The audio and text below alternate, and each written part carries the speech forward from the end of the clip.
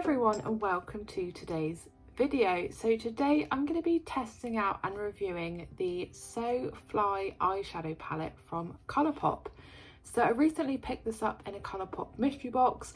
If you're interested in seeing everything else that I got in the mystery box, I will link that video down below. But yeah, I thought I would review this one today and try it out for the first time. So the palette looks like this. It's exactly the same as the uni carton, and on the back there are the names of the 9 shades. There was a bit of a mishap with the palette when it arrived. One of the shades, as you can see, was broken, but there is still half of the shade there, so hopefully I'll be able to swatch it anyway and still get some use out of it. But I think from first glance there's some really nice kind of muted shades in here, along with some really gorgeous shimmers and a really gorgeous shift in that shade just there. So I will go ahead first of all and get all 9 shades swatched, and then I will create a really fun eyeshadow look with some of the shades. So I hope that you enjoy. So there are the first 3 shades in the palette, so some really gorgeous neutrals. Those shimmers are really catching the light really beautifully. So starting at the top here is shade Flight Path, which is an icy warm champagne. Underneath was the shade that was broken. I did have a bit of a job getting it swatched because I didn't want it to crumble too much, but that is shade Skydive, and that is a cool soft rose gold. And then the first matte shade in the palette is shade Dragon Tail, and that is a cool light mauve. So far I think this could just be a look in itself. These are really gorgeous shades. So there are the next 3 shades, which again I feel could be a look in themselves. So the top shade here is one of those matte shades that's got sparkle in it, which I really love from Colourpop. I think they're always some of my favourite shades. But that is shade Speedy, and that is an icy coral. Underneath that is a really interesting shade. This is shade FYI, and it's like a duochrome or like multi-chrome type shade, and it's actually a dark rose with a green gold shift. It's really stunning. And underneath that is the second matte shade of the palette, which is shade Colourful, which is a bright coral. So again, I feel like these 3 shades really do go together. It's definitely going to be difficult to pick which shades I'm going to use for my look today. And then lastly, onto the final 3 shades of this £9 palette, and again I feel like this could be a look in itself. Definitely a very versatile palette is what I'm getting from my first impressions. So starting at the top here, we have got this warm chocolate brown matte shade, which is shade Depart. Then there is this absolutely stunning teal metallic shade that was so soft and buttery to swatch. That is shade Wingtip. And lastly, the final matte shade of the palette, this is a dark chocolate brown this time, which is shade Damselfly.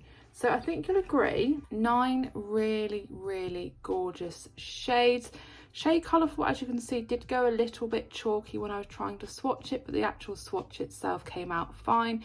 I think I have a bit of a time deciding which shades I'm going to use for my look, but I'll be back in a moment to try out these shadows on my eyes and create a really fun look. So stick around. So first things first, I'm going to go in with an eye base. I'm just using this eyeshadow primer from Wet n Wild. This is their Photo Focus primer. So the first shade I've decided to go in with is shade Dragon Tail, which was that really pretty mauve matte shade, and I've got just a standard shadow brush to apply that with. I'm just going to go for this on the inner part of my eye, and then I'm going to use one of the darker shades on the outer part just to have a little bit of depth in the look. Just first of all putting this onto my brush, it is loading onto the brush really nicely, and this shade isn't chalky at all. There's no like fallout in the palette or anything, and the swatch itself was quite pigmented. So let's see how it translates onto the eye. Obviously I've got an eye primer on as well, which I didn't obviously have on my arm when I was doing the swatches. I'm definitely going to need a bit more of this shadow, and it is, I'd say it looks even more subtle on my eye. Needing to get quite a bit on to get the payoff, but now it's on there, I think it's looking really nice. This is definitely a really good neutral base you could probably use for like a lot of different eyeshadow look. Just buff out the edges of that slightly.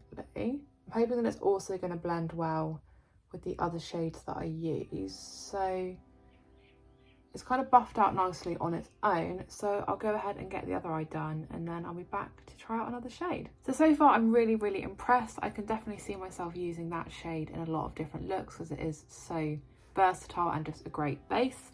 Next, I'm going to go in with shade Depart, which was the warm chocolate brown. For that, I've just got quite a large crease brush so I can get a bit of precision on the outer corner, and then no doubt I'll go back in with my blending brush to get these two shades blended together nicely. So this one also swatched really well. There was no fallout from this one either, and it has, again, loaded onto the brush really well. So let's get this shade down. I think you're definitely getting more of like the warm chocolate brown on the eye compared to the swatch. I think I actually prefer this one on my eye than I did swatch. It did come across a little bit chalky actually in the swatch, but it's not coming across chalky picking it up from the palette or applying it to my eye, which is obviously ideal. Very easy to apply. Again, super pigmented, and just another shade that is really versatile and could be used in like a multitude of different looks. So back in with the blending brush. So one of those two are blending together really seamlessly, so I couldn't be more happy.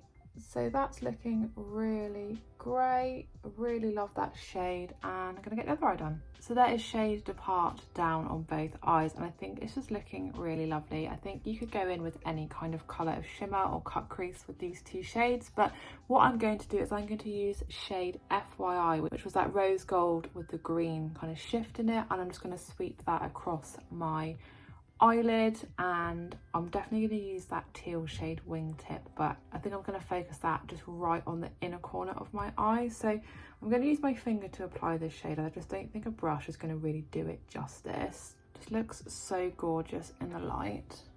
I'm just going to sweep that across my eye. I really hope the camera is picking this up because it looks absolutely stunning in the light, and I think that green shift in the shade just adds a whole other dimension to the shadow and to the look. So there is shade FYI down on both eyes, and I think it's just absolutely stunning. Before I go in with the shade wingtip, which was that gorgeous teal, I'm going to get the under eye done. I'm going to go in with this really tiny crease brush this time. I'm going to go with shade Depart on the outer part, and then shade Dragon Tail on the inner part, just to keep it like cohesive with the top part of the look. So let's go in with Dragon Tail first. I think it's brought a little bit of that green shimmer with it, but I don't mind because it's so pretty. Even without any primer on the under eye, the shade is applying really nicely. It's just, yeah, a really gorgeous shade. Back in with Depart on the outer corner. I can get that buffed out a bit softer towards the center of my eye. And then last but not least, I'm going to use shade Wingtip with, again, this really small crease brush just right on the inner part of my eye. I'm hoping this brush is going to pick up this shadow well, so it will get a bit of actual payoff on it. It's swatched so gorgeously, and I really wanted to use it in this look. So there is some on my brush there, but sometimes it can be hard to get a good payoff of a shimmer with a brush. Okay, getting a decent amount of payoff.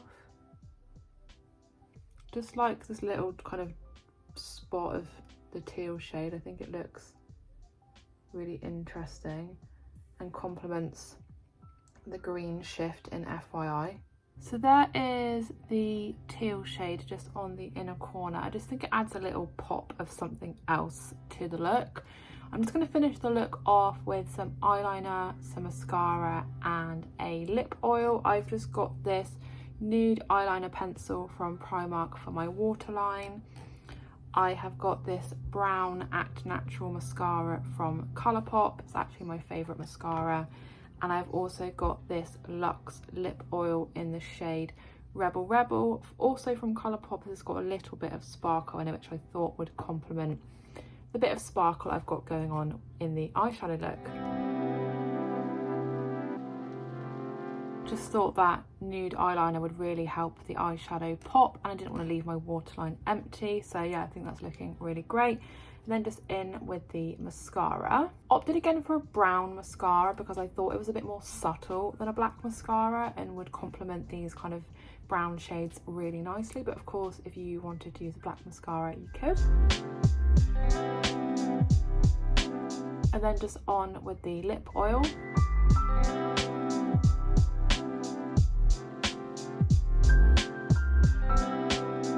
And then finally, just to set it all in place, I've got my Rimmel Lasting Finish Fix and Go Setting Spray. So that is the entire look completed. I will just give you a close-up of the eyeshadow so you can see that in a lot more detail.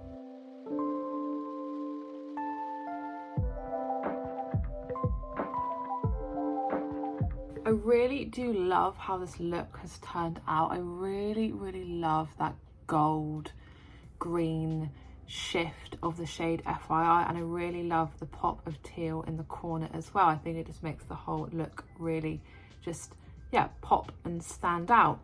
In terms of the palette, obviously you've seen what it looks like already. I think the packaging is really eye-catching.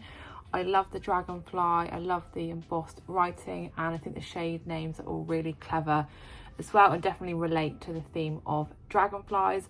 I was obviously disappointed that that one shade was broken, but it is still got enough of it left in the pan that it is definitely usable. So this palette retails for $14 US, which is about 20 Australian dollars or about 11 Great British pounds, which I think for a Colourpop 9-pan palette is pretty much just the standard going rate. I think it's definitely worth it. There's definitely a distinct look in each row of shades, and of course you can mix and match them like I did.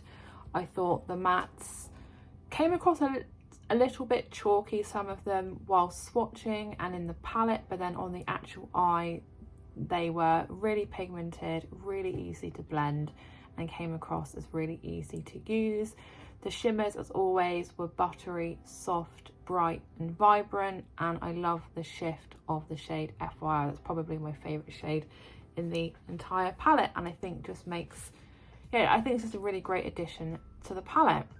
So overall, I have been really impressed with the So Fly palette from Colourpop. I definitely would rate it an 8 out of 10. I think it's definitely up there with one of my favourites, and I can see myself reaching for this a lot of the time. So let me know whether you have tried the So Fly eyeshadow palette from Colourpop, and if you have, what you thought.